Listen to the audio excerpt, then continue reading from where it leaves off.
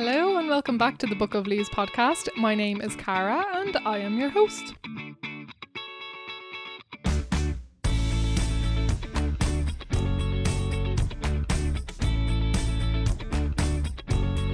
Hello and welcome back to Book of Leaves. I am so happy to be here. Oh, I've missed you guys. I've had my annual 3-month hibernation and it is spring, so I'm crawling out of my cave and coming back delightfully, one of them, to give you this podcast. So I'll give you a little bit of a lowdown as to what I've been up to over the last 3 months, which was travelling, and then I'm going to give you a lot of eco-friendly travel tips.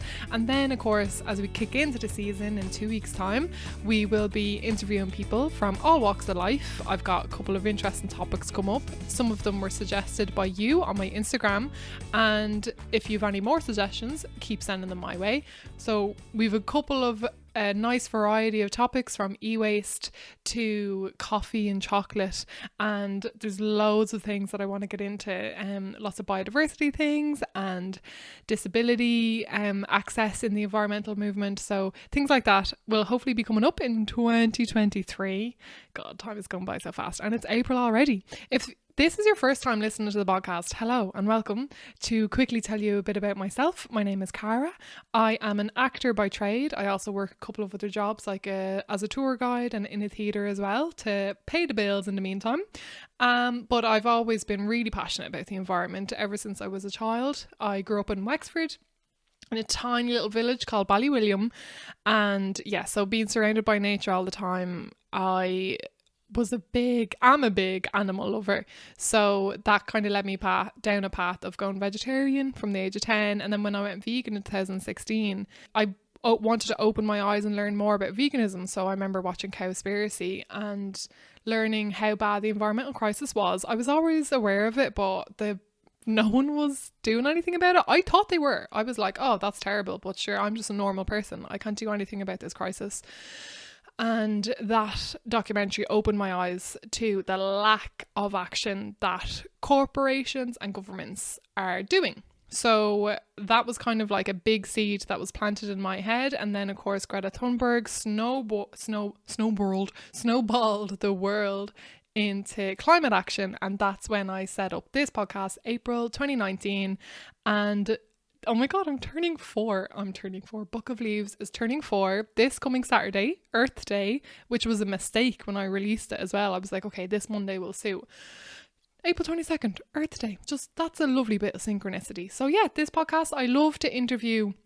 Occasionally I will have like experts in their field on, but I also love interviewing like normal people. I do in inverted commas, because I just love climate action being a little bit more accessible. I'm not an expert. I have a small certificate on environmental studies that gave me a little bit more understanding.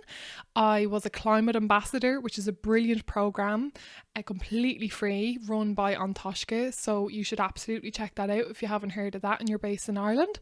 So through those kind of two things and all the guests that I've had, I've just been learning since 2019. So if you're a long time listener, you've been learning with me, and you've probably heard my gradual kind of personal action path. You know, when I started this podcast, I was still buying fast fashion the odd time.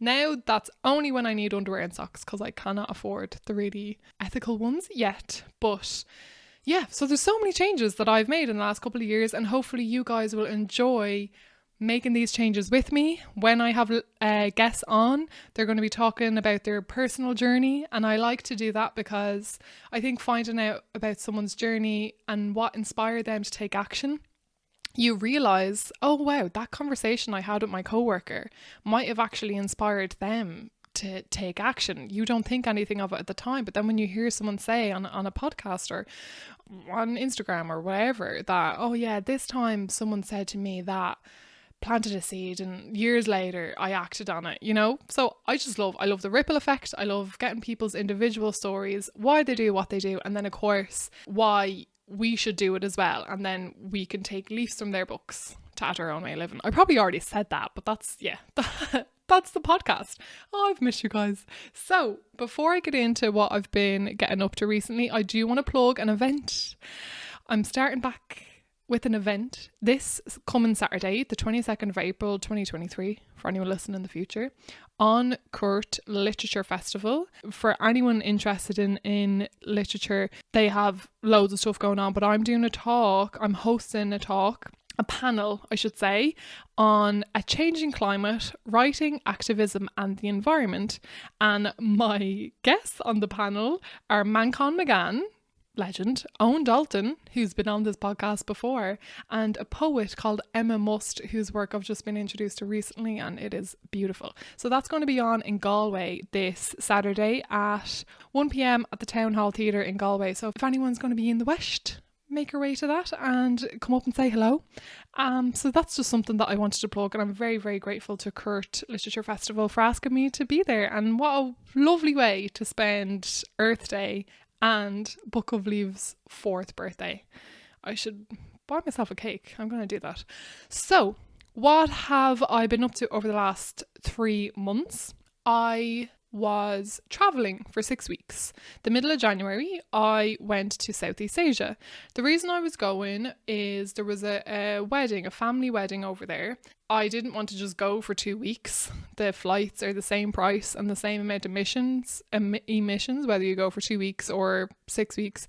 I don't have a lot of money, so I couldn't really afford to go for longer than 6 weeks, but that's what I was doing, and I'm going to talk to you guys about that. And as I'm talking through it, I'm going to give you some eco travel tips. First thing is make the most of it. So if there is an event or if there is something that you need to travel so far for, if you are in a privileged enough position like me, where I'm mostly self-employed, so I can, or the part-time jobs I have are very flexible, so I can just not earn an income for a amount of time. I don't have holiday days.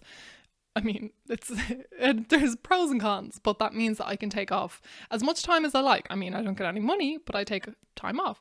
So if you do have an event that is taking you far away, make the most of it. So don't have the emissions of the flight just be like, okay, I'm there for a wedding, so I'll be there for 2 weeks and then I'm going to fly all the way back. That's what I decided to do. Make the most of it. I'm 29. I haven't been to Asia before. When am I going to get to do this again? So I'll be traveling by myself for 2 weeks, with the family for 2 weeks, and then by myself again for another 2 weeks. So the first mistake I made was underestimate the size of Southeast Asia. I don't know if anyone else does this, but looking at the map, I just applied European country sizes onto them. So I could see Vietnam, I could see where the wedding was going to be, I could see Cambodia, I could see Thailand, Malaysia. So I was like, right, I'll stay around there because I want to see things properly over these 6 weeks. And yeah, Cambodia looks to be like the size of Spain and all. So I was just looking. I knew that I needed to get to Vietnam for the kind of early mid-February. So I was just looking for the cheapest flights because I am broke. So these are broke eco-friendly travel tips. And I was looking for the cheapest flights over there. And the closest ones weren't Thailand, wasn't Vietnam, was Malaysia, was Kuala Lumpur. And looking at the map, and I thought I searched it on the internet that I could get like trains and buses around, and I could. So I was like, that's grand. I'll just make my way up then. That was the biggest mistake because I loved Malaysia, but after arriving there and researching, like in my downtime in the hostels, there's absolutely no way that you can slow travel that far in a small amount of time. There's not even a train that goes from Malaysia to Thailand, even though that they're connected. So the only way I was able to see Malaysia, I had like 2 weeks there, and then I had to fly to Vietnam, and I also had to fly back from Vietnam to get my flight from Malaysia home because it was cheapest going there and going back. So that was something I absolutely would have done differently. I would have just paid more. I think I saved myself €300, but then ended up paying that nearly anyway on flights to and from Vietnam because I just didn't realise you can't get a big long bus or long train everywhere around there. Like you can't. It's or especially not over those huge distances. Southeast Asia is huge. I could spend 6 weeks just in 2 countries alone, even 1 country, honestly. If you have to be somewhere, just be mindful of where the cheapest flight is taking you. When you are obviously flying over there, it is quite bad for the environment, but if you do want to offset, I do have an episode about carbon offsetting with the amazing Holly Hughes. Vita is an Irish charity that you can offset with. There's also another organisation called onsets.org, and a friend of mine works with them, and they're really legit. They're absolutely fab. So I'll link them in the show notes. That's another option. I know offsetting isn't perfect, but if you're offsetting with people, if you're donating with an accredited organisation, it's a good thing to do. It's better than nothing. And I'm always about like, what's the best option you can do? Like, take a step closer to the best thing. So being over here for the wedding, I wanted to see Southeast Asia. I knew I was going to be flying, so I offset my flights with Onsets. It's not always cheap because you do have to pay quite a lot to offset the amount of kilograms of CO2 that flying puts into the atmosphere. So that's why once I got there, everything else was slow travel. So I was in Malaysia, Vietnam, Cambodia, and Singapore. Those are the 4 countries that I visited over 6 weeks. The biggest tips that I would have, the main things, the first one is, if you do have to travel, like people were talking about flying everywhere, and I just, when you're in the environmental bubble, it's a bit ew. It gives me the ick when people are like, oh yeah, I'm getting a flight to here and then a flight to here. I'm like, no, like you don't have to. There are overnight buses. The train lines weren't as good in the countries that I was visiting. I don't think I ever actually got a train. No, I think I just got buses everywhere. And there's the option for a sleeper bus. Now, a sleeper bus is pretty much what it says in the tin. There are these tiny beds. You can buy like a double bed if you're traveling with a friend or whatever. I ended up on one of them by mistake. I didn't realise. I thought that there was like a little barrier, but thankfully the bus was like half empty, so I wasn't lumped with a stranger beside me, which wouldn't have been too bad, but that is something to be mindful of. The tickets were like the equivalent of between $20 and $40, which is your travel, which is way cheaper than the plane, way less hassle. You might be saving some time on the actual journey, but when it comes to going through security and all that, you're still getting some time back. And also, the best thing about it is it's such a good use of your time. When you're sleeping, what are you doing? Nothing. Your brain is obviously doing important stuff and you're recharging and whatever. But what are you doing travel-wise? Nothing. You're just sleeping in a hostel with people snoring left, right and centre.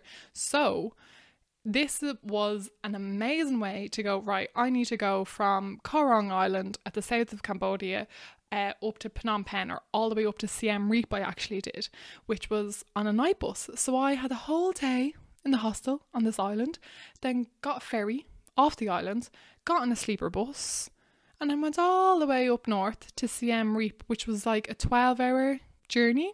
So I like conked out on that bus and then woke up in a new city. Like, that just blew my mind. And they give you like a little pillow and a little blanket on the sleeper bus. So absolutely like slow travel. Oh my God, cannot recommend it more. Just that makes so much more sense. So obviously then I arrived in Siem Reap quite early in the day, dropped my bags off to the hostel, and then had that whole day to explore. I was already up bright and early. It was fab. Really cannot recommend sleeper buses and slow travel enough. I actually haven't done that in Europe yet. I just go straight to the destination. So that is, trains are something that are really, really good in Europe, I know for sure, like sleeper trains and sleeper buses, and it does take you longer, but it's also just really nice and just no hassle of an airport, just be careful of your visas. Make sure if you're crossing any land borders you have your visas ready. So that's one little thing. Now obviously water is another huge thing. You can't always drink, it's not recommended to drink the tap water, so there is a lot of bottled water if you're out and about. In saying that though, what I would end up doing is just filling my bottle at a refill station, which is nearly always in your hostel. I stayed in hostels practically the entire time, except around the wedding when we were in a hotel. But I filled my water bottle up. My water bottle was only 330 millilitres. I would definitely advise getting a bigger one. It was too small, so then it would be empty way sooner. So I'd have to wait the whole day before another refill point again. In saying that though, when I would order drinks, if I was ever out and I got like an iced tea or anything with ice in it, when I finish the drink, you can tell by the way if the ice is filtered, because there'll be like this hole in the middle of the ice. If it's just like cubes or whatever, that's just tap water frozen, but there's this little hole that goes through the ice, you know it's filtered. And I was putting all those ice cubes into my flask, into my water thing, which was really also nice for keeping it really cool when the temperature got very hot. So yeah, definitely get a water bottle. If I would actually love to look into one of them camping ones that it's not so much a bottle but like a sack, you know, like something that takes up no space, but you could fill it with maybe a litre and then it takes up space, because obviously when you're traveling you want to be traveling light as well. But don't be too hard on yourself when you are parched and the only options are plastic bottles. Get a bigger bottle. Try recycle it if you can, but to be honest, not a lot of recycling happens over there. And that's another thing to be mindful of. Malaysia was quite clean. Singapore, practically spotless. Vietnam and Cambodia, there's trash everywhere. It's everywhere. It's plastic waste absolutely everywhere. And it was quite depressing to see. And the thought occurred to me, what is the point in what I'm doing in Ireland? Like me carrying around trying to stop myself using one straw at a time. It can be a bit overwhelming, but I use that instead of like letting it paralyze me and get to me. If anything, it's more of a reason. If you're listening to this and like if you're from Ireland or the US or the UK or somewhere in Europe, like our governments have the power to stop exporting our waste and our recycling abroad. That's a lot of their waste is from that. So that's a big thing. I've basically was just like, you know what? Don't let this paralyze you. It's more of a reason for Ireland to cop on, because we have the education and we have the means. A lot of these people don't have the means to care beyond putting food at the table. And just remember, well, that just means Ireland as a first world country has more responsibility and we should act on it. So that was that. Don't let it paralyze you. I also, as I mentioned, I'm vegan. And for this entire trip, even though I was warned by people like I might have to forgo that at certain times because it's obviously not as, I don't know, like veganism isn't a thing over there. It's quite a privileged thing for some communities to choose. A lot of communities and people over there can't eliminate such a wide amount of food. So people were like, Cara, you're probably going to have to forgo to veganism on a couple of times. Guys, I cannot express to you how easy, how wonderful it was to have so many, not just places serving veggie food or vegan food, but vegan restaurants in the places that I went to. That app, Happy Cow, will save your life. Even if you're not vegan, if you just want like good like places that are kind of making an effort even with veggie options, everything is on that app. I cannot recommend it enough. There was 30, 40, 50 purely vegan restaurants in Kuala Lumpur in Malaysia. I had so many options. Okay, now obviously in the big cities it's a bit easier. One thing that I personally do not kind of succumb to when I'm traveling is I love experiencing other cultures. I love experiencing language. I love art, theatre, music. When it comes to food is obviously a part of a lot of people's culture. I personally don't let myself kind of support animal cruelty. I don't care if it's a religious or cultural thing. It's not something that I believe is necessary in this day and age. Like there's lots of things that we moved on from. So I never went and said that to anyone. It just meant that I was avoiding a lot of street stalls and I was avoiding I would walk by them, I just wasn't buying my food from there. I was buying my food most of the time from places that were on the app that I knew had vegan options. So yeah, that's something that I think is definitely, like, don't let it scare you. It was so easy. I made a little reel and it's on my TikTok or on my Instagram if anyone wants to see it, and I couldn't even fit all the dishes in it. I was eating loads. I spent so much money on food just going out and eating in really nice vegan and veggie places. And of course there's a huge Indian community in all of those countries and they have like most of their food is vegetarian. So when you go in you just say no butter. That's important. No butter and no no milk, no yogurt. Some of them will understand like what vegan is. Some places you do have to explain it. But yeah, I still got to experience a lot of culture in various forms, but eating meat wasn't one of them. But then I also got to eat like vegan dishes of their locals. Like in Vietnam, pho is a big thing, which is like this beef bone broth. So I had a vegan version of that. Spring rolls, curries, like so much. Oh my God, I'm getting really hungry now. So much amazing food. And I wasn't going to chains either. Like these were all local. I went to one enterprise in this place in Penang in Malaysia that was a completely, were they vegan? No, they weren't actually. They had one or two meat options, I think, and they had loads of vegan options and veggie options. And this was an enterprise set up to train people who were just released from prison. They would then be like upskilled in chef or in hosting and waiting, and then be able to get another job to kind of stop them going back into prison. So on the app Happy Cow, like when places, I also found another amazing restaurant that was like all run by like monks and everything. Oh, it was so cool. And then there was this other one that was recommended to me by another vegan that I met while traveling, and I found it on the app in Hanoi in Vietnam, which was like in someone's sitting room and down like a little alley. You had to find it. Like it leads you to really unique places, and the food was just amazing and so affordable. So, but that's probably where most of my money went. Most of my money went on food because I was just having such a good time eating. Now, there was some times when I was like traveling, if I was going to be on a bus or something for a long time, I would take snacks with me, and sometimes that's a bit hard, especially when you can't speak the language and you don't know what you're reading on the back of the packet. So I would just buy, I had a go-to, I had my little reusable cup. I actually wish I brought a little bowl for this because the cup was kind of hard to eat cereal out of, because I bought a cup, I bought cereal, and I bought little cartons of soy milk. So when I was desperate to say if I was traveling for a long time or if I just wasn't sure, I did that. I would just have a little cup of cereal. You can't go wrong. So at the end of the day, you can always ask for rice and veg. Now, in saying this, when I was traveling with family, because I couldn't go and choose my own places then in Vietnam the whole time, there were restaurants where, now we were with some Vietnamese people. So Angie, our lovely host, she would go and say like veggie food.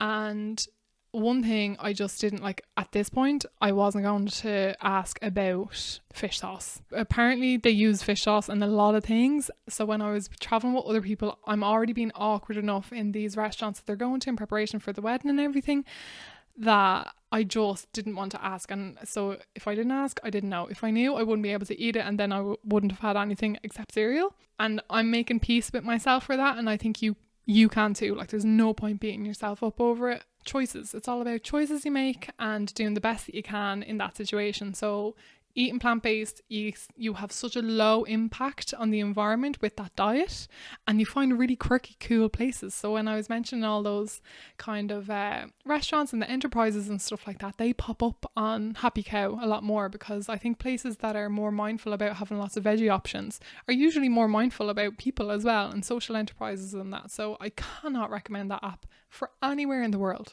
Anywhere you're going, even in Ireland, it's great. And this is not sponsored, by the way, although I should probably ask them the amount of times I've talked about Happy Cow and tell other people about it. But yeah, so what else then? Oh yeah, there's a lot of fish, a lot of seafood as well. You will see a lot of live animals, and it's really sad.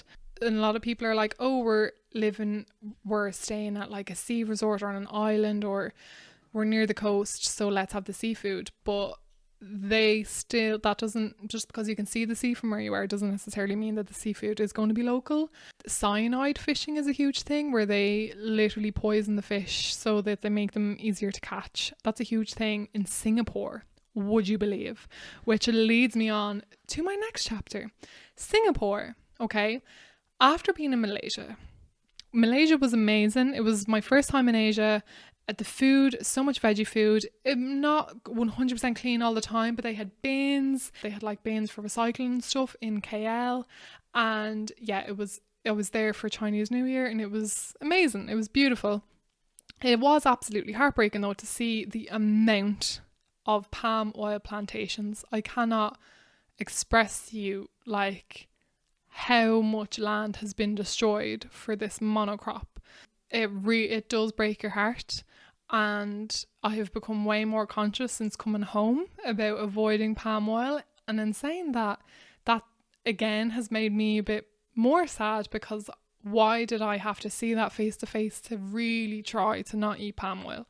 Because that's a problem that I have with a lot of other aspects of climate change, is we shouldn't have to see it face to face to care about it. But at one point I got like a 6-hour bus from Kuala Lumpur south to basically the border to go into Singapore, and for 30 minutes of that 6 hours I couldn't see palm oil plantations. Everything else, 5.5 hours non-stop of just fields as far as the eye can see of palm oil. So that is something like, it's so much of a livelihood for a lot of people over there, but they're still being exploited by big corporations, and the governments are allowing it. So we do need to, again, with the clout we have in Ireland and Europe, put pressure on making that illegal. Like, oh my god, the amount. So that, anyway, that broke my heart. But Malaysia was beautiful, great veggie food, great public transport, brilliant. I went to this place in Cameron Highlands. Now, they did have tea plantations there from when Malaysia was under British rule. And so that's like a big tourist attraction. And I found an eco tour. So I went with this guy who was a legend. There was only like 6 of us, and he was naming all the plants, and he was saying how he used to mitch school and go into the forest, and he could name everything. Oh, it was just brilliant. So definitely look for eco-friendly tours where you can. They are a little bit more expensive, but in my opinion, they're worth it. And there, though, on Cameron Highlands, there was a 200 million year old rainforest that I went into. Oh my god. Like, it was called Mossy Forest because it was just moss everywhere. Oh, it was just beautiful. And they had built, like, because people were kind of ruining the moss a few years ago, trampling it, and they had built a separate platform that you could walk on top of the forest. It's a short little loop, and you're not going too far in, and you're not basically touching the moss. But that was amazing to see. So there's so much beautiful things. And my absolute highlight on top of those kind of natural aspects is just seeing animals, like seeing new animals. I saw a wild dusky monkey, which is such a cute monkey, in Penang. At the top of, they have like a mountain that you have to get like a little funicular train up to, and she had a baby, and she was just sitting on this tree branch. She was just sitting there chilling right inside the entrance to this like rainforest, and I was like, oh my god. And I just stayed there for like 20 minutes watching her and was like, this is so cool. Like, there's so much wildlife out there that we don't even know about. So palm oil is something that it definitely opened my eyes to. And then of course I went down to Singapore. I was really excited to go to Singapore because it is known as a country that is very progressive in a lot of ways when it comes to environmentalism. The streets were so clean, everything was so neat and tidy. The public transport was amazing and not too expensive. They have beautiful walkways. All of their exhibitions, I spent a fortune there on exhibitions. Oh my god, Singapore is so expensive. In fairness, what am I talking about? It's the same price as Dublin, really. But like, when you're broke traveling on a shoestring, you do end up trying to save at every possible chance. So in Singapore, it was, as I said, really clean and tidy. They had bins to separate like recycling and that everywhere. They had load of vegan restaurants, load of veggie options. Their exhibitions were all about nature and was just amazing. But then I met a local and we were chatting, and he said that being gay was only recently legalized, and if you're actually caught kissing in public as a gay person, you could be sentenced to death. I had no idea, and my jaw dropped, and I was like, what is the point? You cannot be for one thing, you cannot be for the environment, and then on the other hand be so oppressive of people's rights like that. I just found it like greenwashing. Like, I can't emphasize, the place was beautiful, but it also was very pristine and kind of well groomed, and nature isn't always well groomed. It goes wild in places, but everyone's lawns were like cut. Now, I don't think that they were using pesticides, but everything was just neat and tidy. And there's a rule there of like no chewing gum. That's not from an environmental point of view. It's from a visual point of view. The same guy who founded Singapore and made that rule initially also originally said no rock music. So that was revoked, but the chewing gum thing stayed. And I think it is just like a visual thing. It's really cool. And it's amazing to see so many advancements in architecture there, like when it comes to the environment and incorporating environment to buildings and things like that, and having like just ponds and trees and pockets of forests everywhere. Brilliant. It definitely felt like way less smoggy than other cities that I'd been in Malaysia at that point.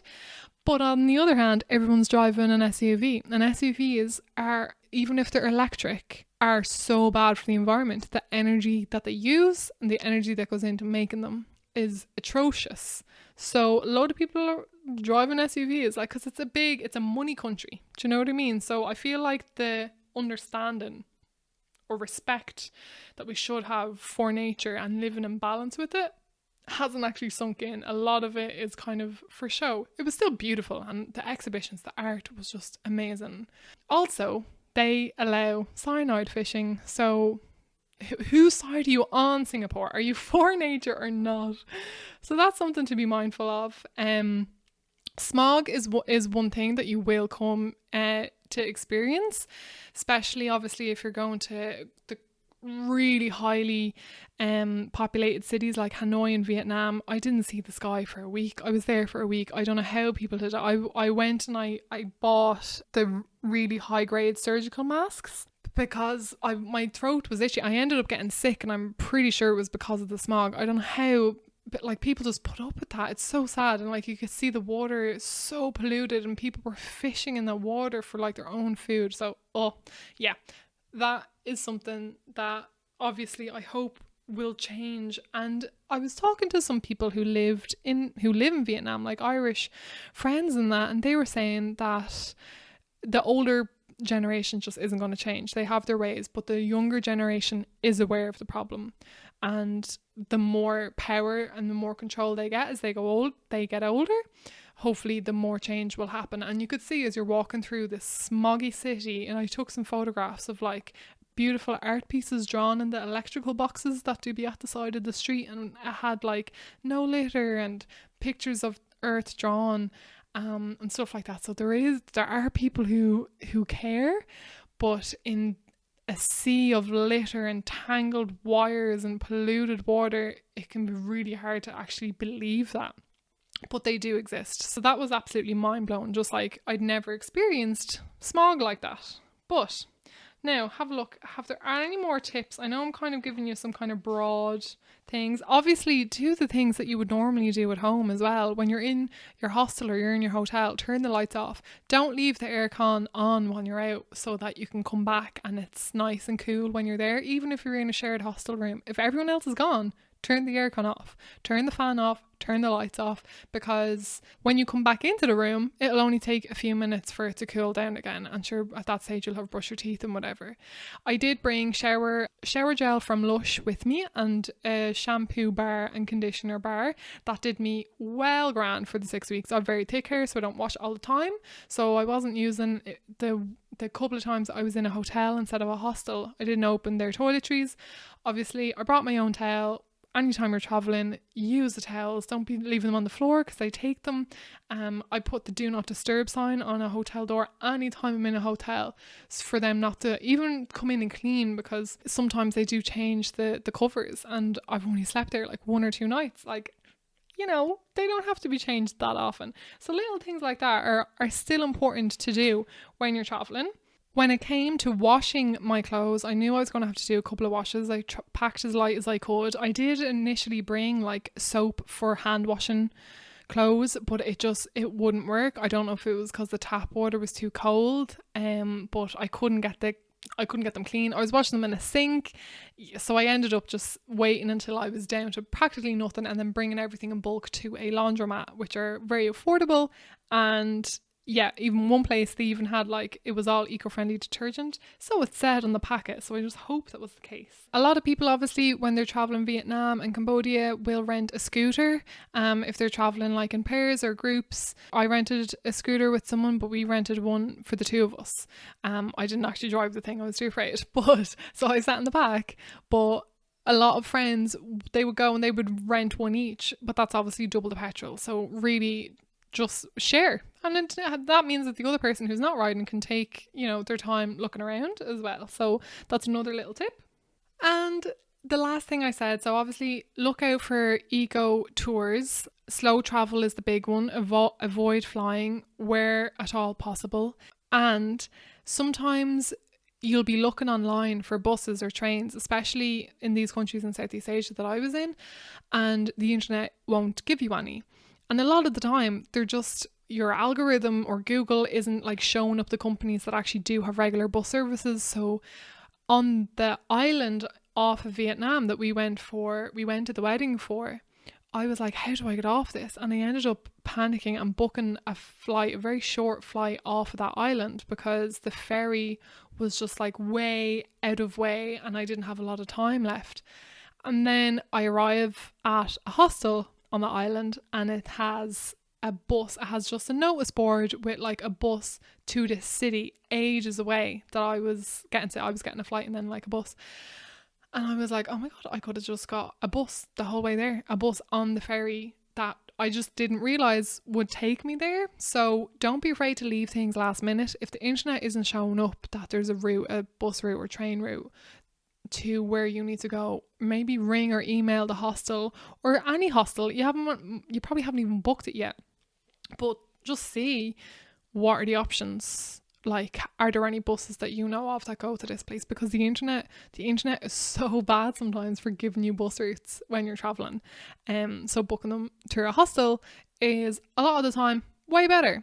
So yeah, that's like a little insight into some tips and things that I learned. I had such an amazing time. I spent a lot of time reading and recharging. It also got very tiring sometimes and lonely at others, especially when you're by yourself, that will happen.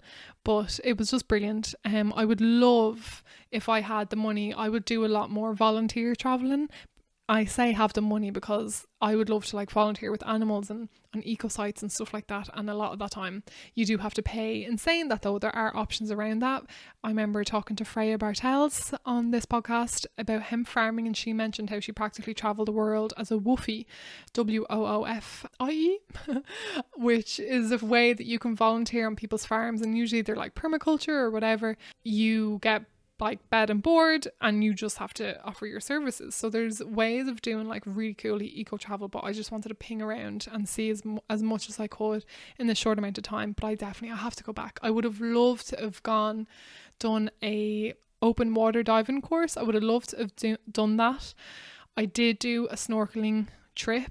Really important. If you're going to be snorkeling or swimming, you should be doing this anyway, because even when you wash off in the shower, everything ends up in the sea. But try get reef safe sun cream, buy it in Ireland and bring it over with you, because sun cream over there is really expensive. People just don't use it. And also, when one of the people that I was with during the wedding, they went and bought sun cream and it was actually fake. Like, they got burned so badly because it was just this fake brand. So yeah, buy it from a chemist. If you have to buy it over there, you can also get insect repellent over there, and there's brands that just use like citronella and stuff like that won't be too harmful. But if you're going swimming or snorkeling, try and make sure your sun cream is reef safe. Obviously don't touch the coral and try keep like a safe distance. I just went snorkeling. Oh my god guys, my mind was blown. At one point I was swimming back to the boat. I was by myself, like I was with a big group but I just went off by myself. I was going back to the boat and I looked to my right and there was a fish, and I looked to my left and there was another fish, and then I realised I was like swimming in a little school of fish, like they had like swam up behind me and then just like went on. I could have cried. I nearly choked in the seawater, like, because I was looking around so much, it was coming in the top. That was amazing. There is a lot of disconnect though with some kind of travellers. Like, there's this appreciation of nature and, oh yeah, let's go pay for a tour to go see this, that would be amazing. But like on this snorkeling tour, there was also part of it an element of fishing. So we just went from this one beautiful place where people were like, oh, we saw loads of fish, it was all beautiful.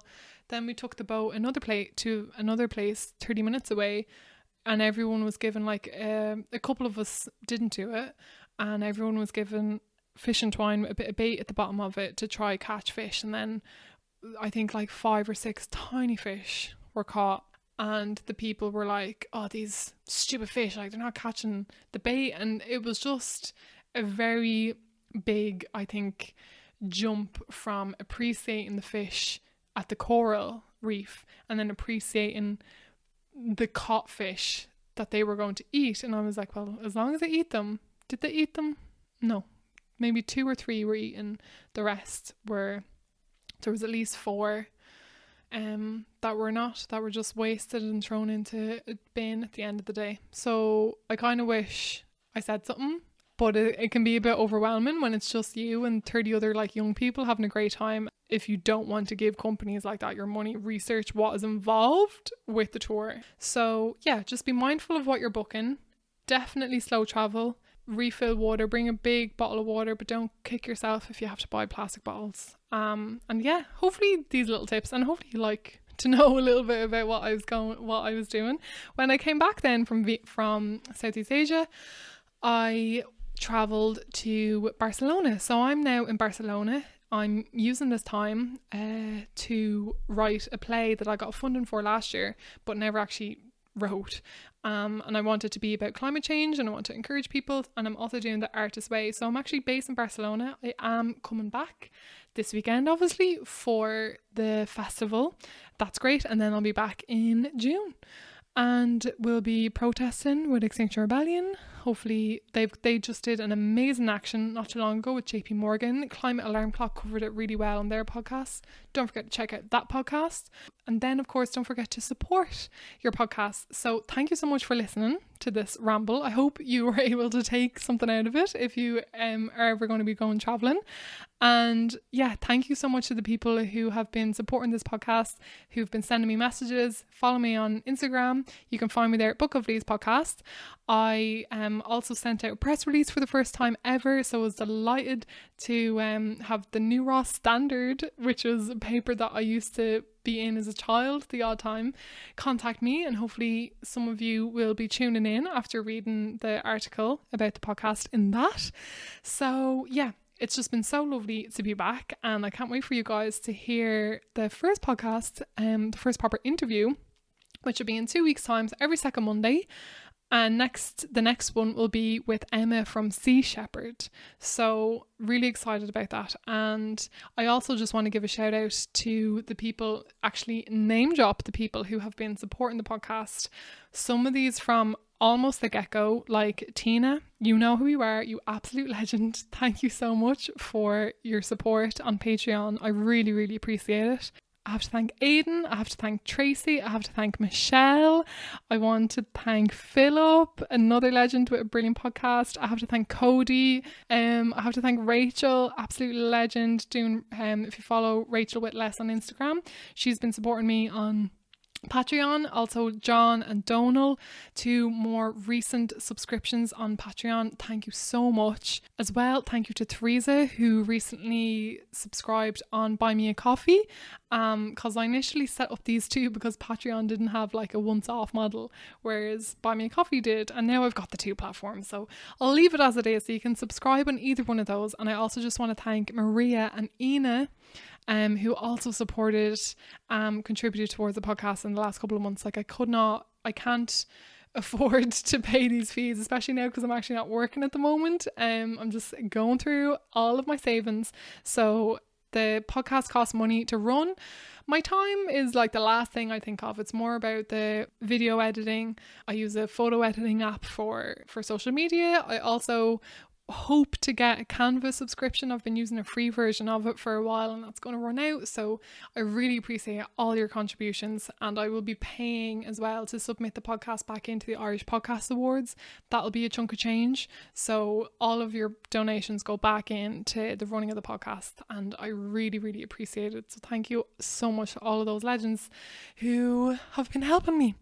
And yeah, if you like what you hear, don't forget to share the podcast, recommend it to a friend. Spreading it by word of mouth is the biggest way people start listening to podcasts, so that would be so helpful. And as well, we need to try break out of the little environmental bubbles that we can end up in, because we think, oh, everyone knows this and everyone cares about this and everyone knows about the latest IPCC report, when actually they don't. So bring it up at the dinner table. Don't be afraid to have that chat.